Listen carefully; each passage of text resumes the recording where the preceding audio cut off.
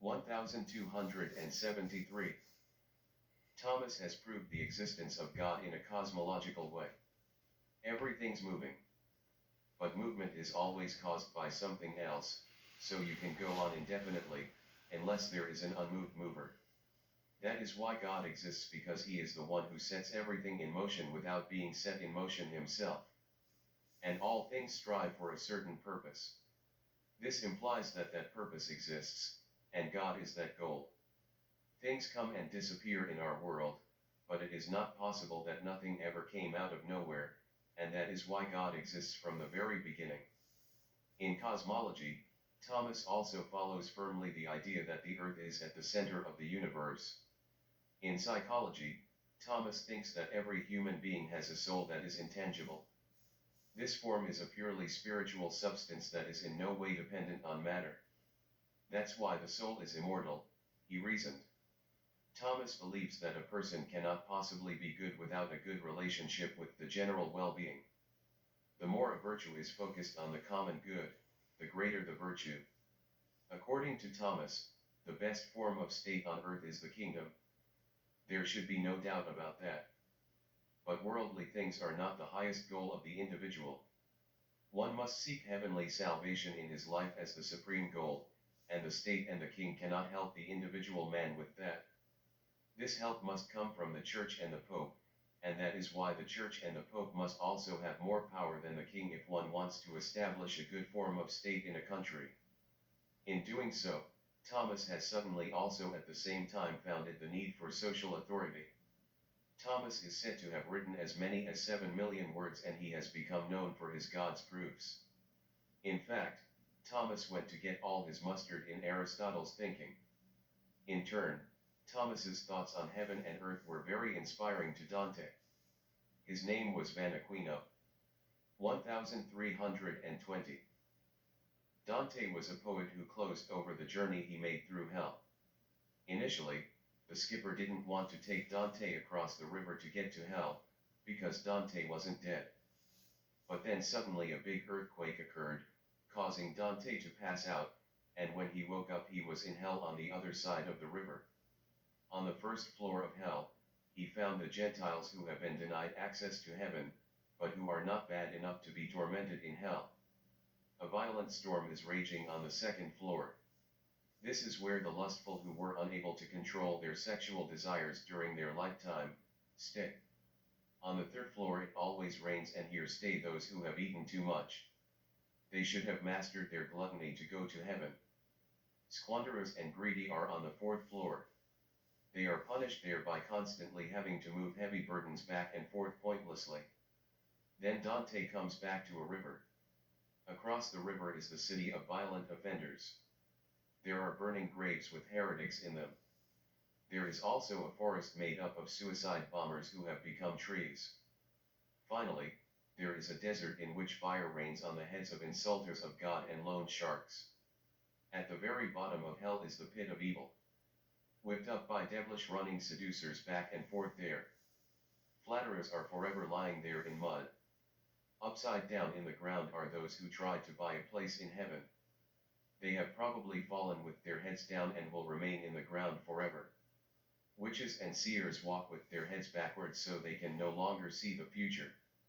In a bath of boiling pitch lie corrupt politicians and officials, while devils harass them with a pitchfork. Thieves spontaneously ignite but rise from their ashes again and again.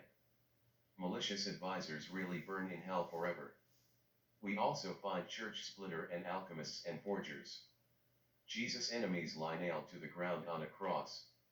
In 1320, Dante's work was finished after 12 years. It was titled Divina Commedia. 2 centuries later, Botticelli made a painting on which this hell of Dante is visually depicted. His name was Alighieri. 1348. Yusuf had become Sultan of Granada in 1333.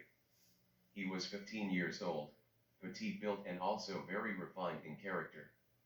His ancestors had lived in Spain for hundreds of years. Muslims, Christians, and Jews lived there in peace. But the Christians were moving in from the north, and then there was no room for Jews and Muslims, unless they converted.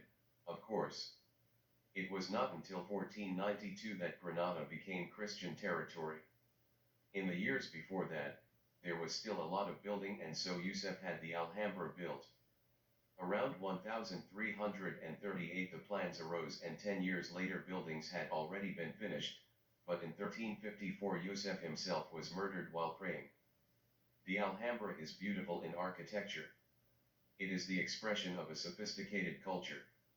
As the Christian monarchs conquered more and more territory, the scholars, artists, and architects moved ever more. 1350.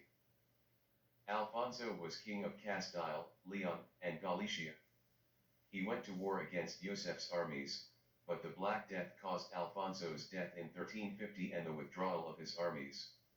From 1345, people had suddenly started to die en masse in Italy. It was a terrible death that left healthy people to die in a few days in horrific ways with bumps and wounds. We call them the Black Death. In a few years' time, it has cut at least half the European population, but probably many more people. In many areas, almost everyone was dead. Fields were no longer used. Houses were abandoned. And then a few years later, it was happily over. It was gone and never returned on such a massive scale. After this event that no one could have escaped his attention, people wondered, what happened? Scientists at the university in Cordoba explained the cause at the state of the planets. That was the explanation for an epidemic. But the people of Western Europe had become so Christian that they laid the cause in the sinning. If God was angry, there was a reason for that, and that reason was obvious. Man-made sin that was so common, that was where the cause of the total devastation had to be found. It was almost the devil who took over. God had abandoned man. The end of time might have been almost there. Fortunately, God had given man another chance, but from now on no one should be guilty of sin. Everything would be taken care of. Indulgences will serve for the forgiveness of sins. There were also culprits.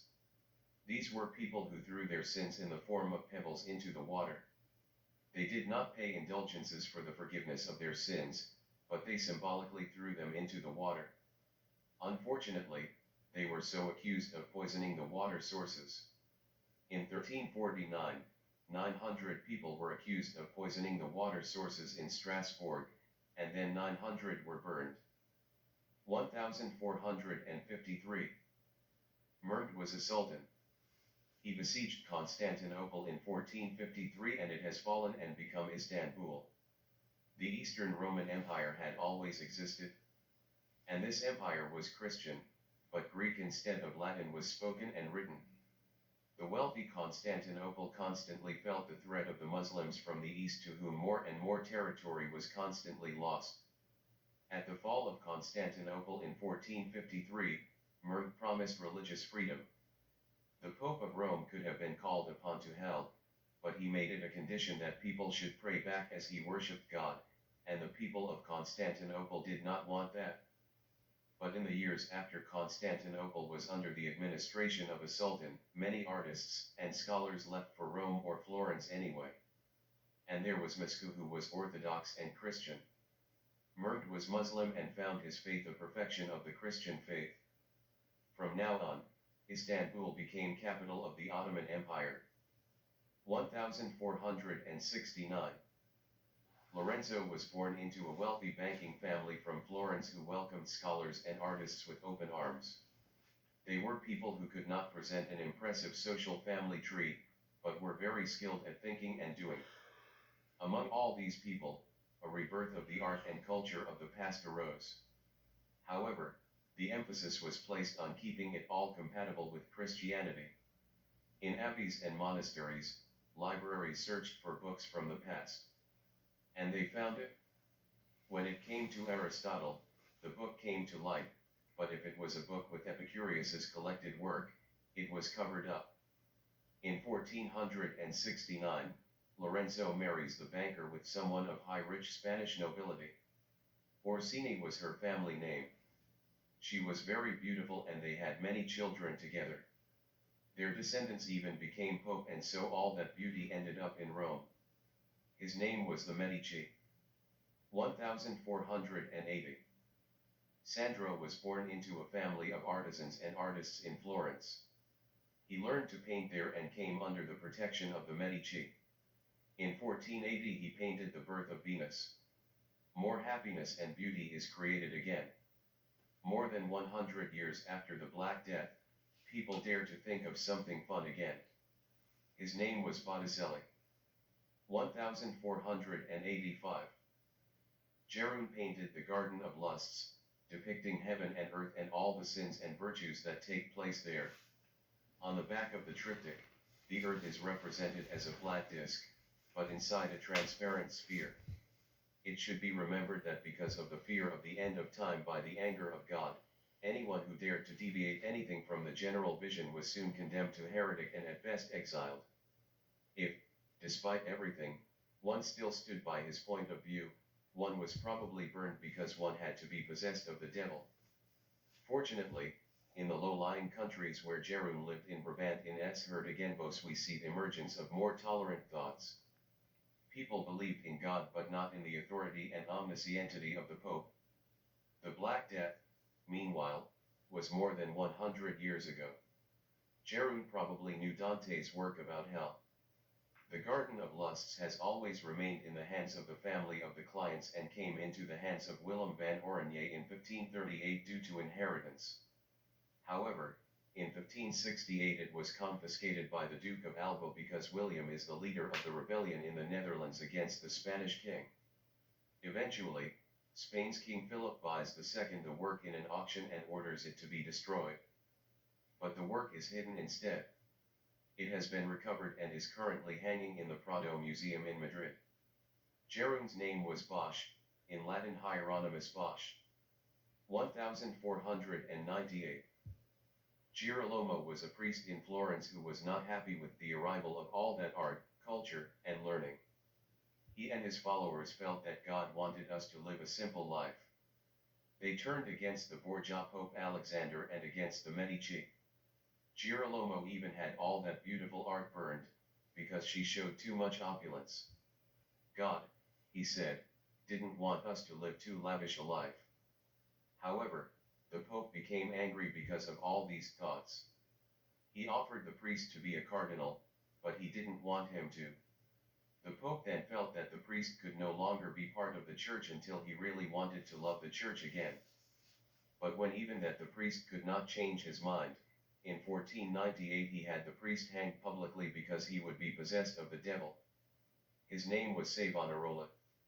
1490. Ahmed was a sailor from the United Arab Emirates. His knowledge allowed him to navigate the stars. As a poet, I wrote about it and much more. Through a wooden plank and a cord that one stuck between his teeth, thanks to the polar star, it was possible to determine how far from the north one was on the high seas. His name was Ben Majid. 1501. Ismail became king of Iran and then made Shiism a state religion. He was the first king of a new dynasty. The language here became Persian. It became an Islamic empire between the Ottoman Empire and the Mughal Empire in the North Indies. Among Shiites, who still live mainly in Iran today, there is a religious hierarchy in the leadership and the Quran must be interpreted. Among Sunnis who make up 80% of Muslims today, they have no leaders. The Quran comes from Allah and there is only a relationship between the believing Muslim and Allah. 1506.